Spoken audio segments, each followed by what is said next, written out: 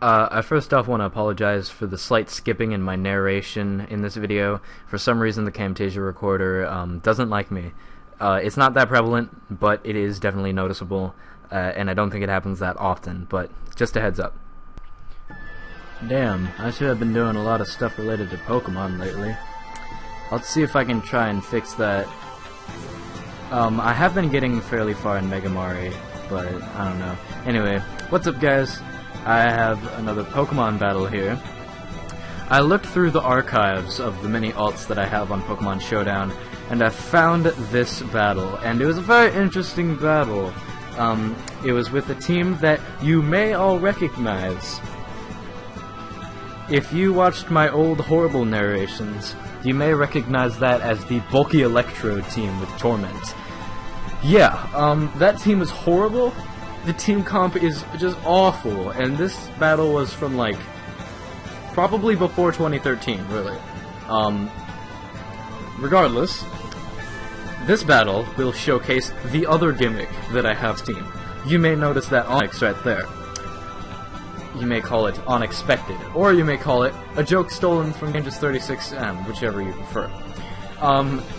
To be honest, the more important aspect in this battle is probably my team, but his team looks really offensive. The main things that break away from that are, of course, Shuckle and Ampharos. The main aspect looks like Ninjask baton passing to Gardevoir, Slaking, and Charizard, and Shuckle. Well, Shuckle does its own thing. Anyway, battle. Yeah, battle.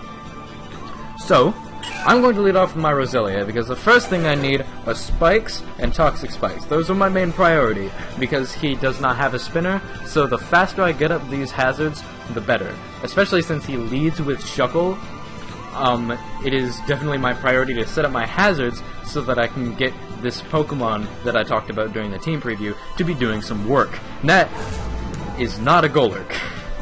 I don't know why I went into this thing. Oh yeah, I probably went into it so I could set up my Stealth Rocks. There you go. Because Rollout is really not doing anything to me, and it will do even less to an Onix. Now, I completely stole this set, this spread, everything, from Dangerous 36M or Rick.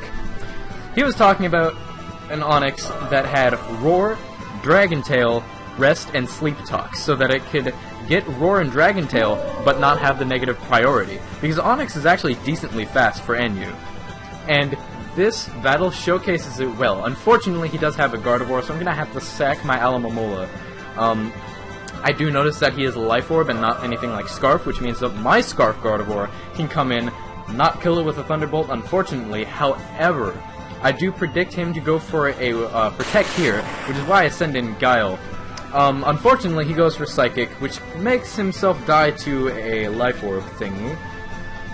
And it means that I get a safe switch into my Electrode, which means that he can go into Shuckle thinking that I'm your average Electrode. No sir, I'm not. I am a Torment Electrode, which, by the way, is the best thing ever. And, yeah, now he's tormented, which means that he cannot, you know, destroy my life with Rollout, which, very convenient. I'm just gonna set up a sub as he tries to do something with Rollout. I don't even know what he was planning on doing there. I don't even know what I'm planning on doing here. Like, setting up on a Shuckle that's +2 special defense with a Electrode, that makes no sense, especially when my only offensive move is Thunderbolt. However, the fact that he gets the evasion boost right here is pretty crucial, because it means that I actually have a chance to miss my Thunderbolts. Here, I get him into kind of a situation where he is forced to go for a non-attacking move, which I'm sure will come into play later in the battle. I basically just found this and recorded it. I haven't even watched it back, to be perfectly honest, but I remember decently what happens in it. So I know that Rollout is going to be doing an absolutely minuscule amount, which means that I have a safe switch into my Onix, which means that I can rest, or Roar, that works too, because he's going to go into his Slacking here.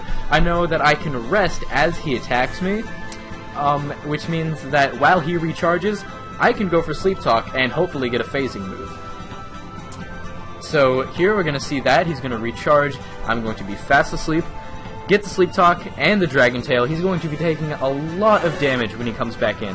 Shuckle comes in, takes half of its health, and Here, as you can see, I am faster than it, get off the Sleep Talk, and the Dragon Tail. So, basically, he can't do anything, stuff's getting dragged in, stuff's getting hurt by hazards, his Shuckle actually dies while I'm switching now.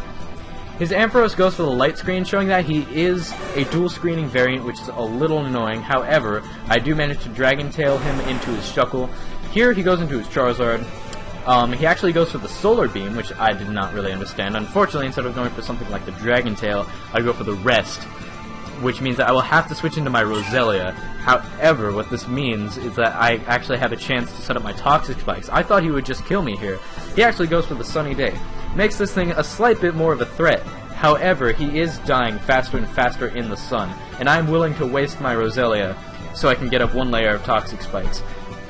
He is hurt more and more by Solar Power. I actually get another safe switch into my Electrode here.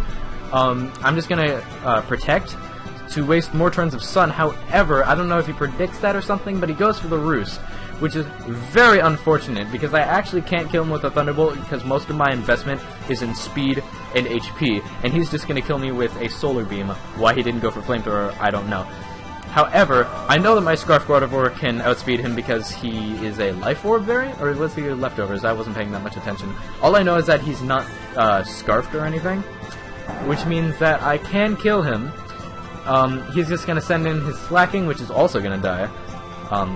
Scarf Gardevoir is actually really good. It has more special attack than I thought it would for a Gardevoir. Also, Solar Power is very nice. Trace is a really good ability, man. Anyway, he sends in his Ninjask. I'm going to Protect, actually, and go into my Onix. I actually should be calling it Rick's Onix, because it really is his. But anyway, he's just going to withdraw, go into his Ampharos. That's going to take a huge amount of damage.